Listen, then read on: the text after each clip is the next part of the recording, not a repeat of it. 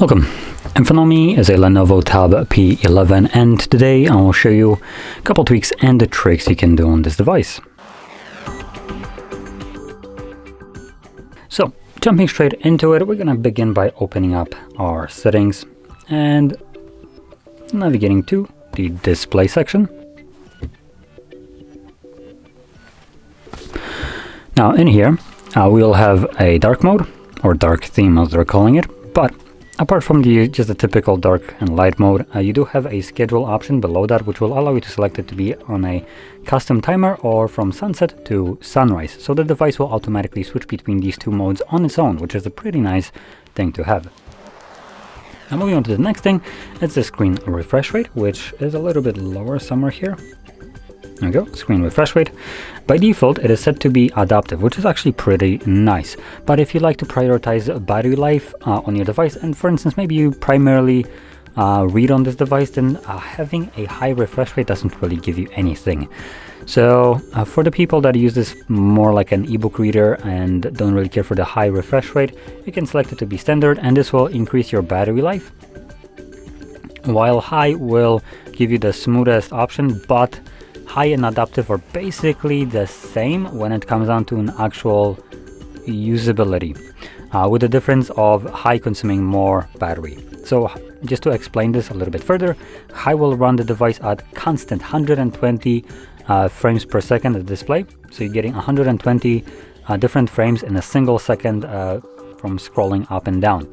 While adaptive, when it doesn't need to display 120, it will drop it, I believe, to 60 or maybe even lower. I don't know, I would need to go into the settings actually here just to see. So let's actually check it out, because this will also have a different impact. So we are looking for developer options, which we need to go into about phone actually, or about tablet, and then build number. So it enables the developer options, and now we can go into it in the system, and we're looking for displaying refresh rate. Show refresh rate, there we go. So as you've seen, it drops it to 60. So there we go. So like I mentioned before, when we go back to the refresh rates right here, I can actually demonstrate this. So with the adaptive, it will run at 120 when any content is moving. So right here we do have animation, so it stays at 120. If we have something that isn't moving, just to stable, stationary, whatever, kind of like an image like this, it will drop it down to 60. And obviously you have the high, which will always run at 120, no matter if something is happening on display or if it's just like this. As you can see, it's not going down. And 60 will just permanently run it at 60. So going back to the this point, if you're planning to prioritize battery life, stick with 60. Probably best for ebook reading and just casual like browsing. But if you're planning to use this device a little bit more extensively for like videos, gameplays and stuff like that, 120 might be better. So I recommend sticking with the adaptive, because that will utilize the 120 when you actually can. But when you don't need to, it will try to save up a little bit of battery by dropping it down to 60. Now, moving on to the next thing, it's going to be the smart rotate, and this is right here at the very bottom of the display. And as you can see, it will enable apps that are supported in portrait or just that flips to automatically open in this mode.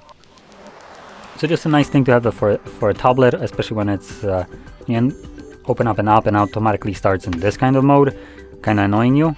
By having this enabled, it will automatically launch the app in the landscape mode, so you don't have to just fiddle around trying to flip it over, so it just gets itself in a correct orientation.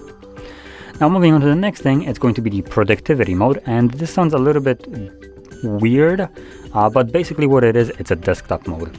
We can quickly access it by pulling down our notification panel, and it should be somewhere here. There we go, productivity mode, and we can enable it. We can select go now. This will obviously work better if you have a keyboard and like a Bluetooth mouse, but obviously it can work in this mode as well. So you don't need to have these things, you can still use it in this form factor. But if you obviously have a keyboard, considering this device does support a keyboard, you just slop it in there, have a trackpad and all that stuff, and use this basically like a laptop. Now apps that are, or in this mode, apps that you open will open up in a window mode, kind of like they would do on a desktop. So you can resize them, maximize them.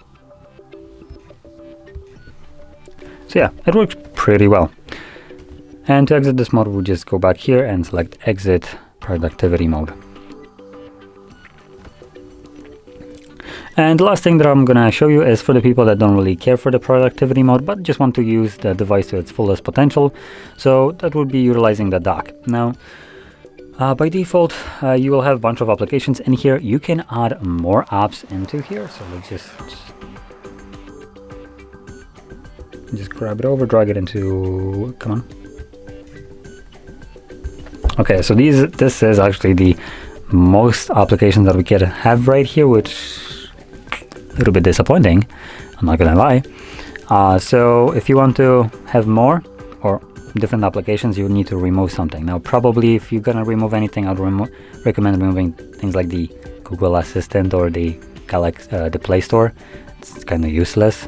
It's not like you're gonna be using it on a daily basis. So you can get rid of these and substitute them for something else. But from there, once you open up some kind of app,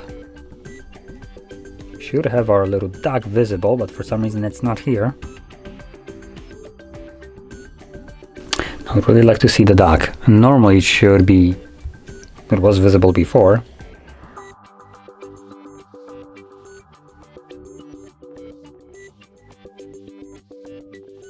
I am struggling with this. I literally did this before and it was keeping the dock open, but it for some reason doesn't want to give it to me now when I actually want to. But basically what I was getting at is showing you the split screen functionality that you can quickly launch it. Though as obviously you can see it now, it doesn't really allow me to quickly launch it because it's not showing the freaking dock. But basically if you see the dock, there we go. When you see the dock, which I guess you do by just holding the bar. Yep, you do by holding the bar, there we go. So figured it out. You can then, for instance, grab another app, drag it over to the screen. Now the camera isn't picking it up, but you can barely see this little outline right here. So when I drop it, it will open up the second application on this half, and I can use two different apps at the same time. So there we go. For some reason something is a little bugging out. Could be the lack of internet connection right now, but obviously the usability still applies to it anyway. So with this being said, if you found this very helpful, don't forget to hit like, subscribe, and thanks for watching.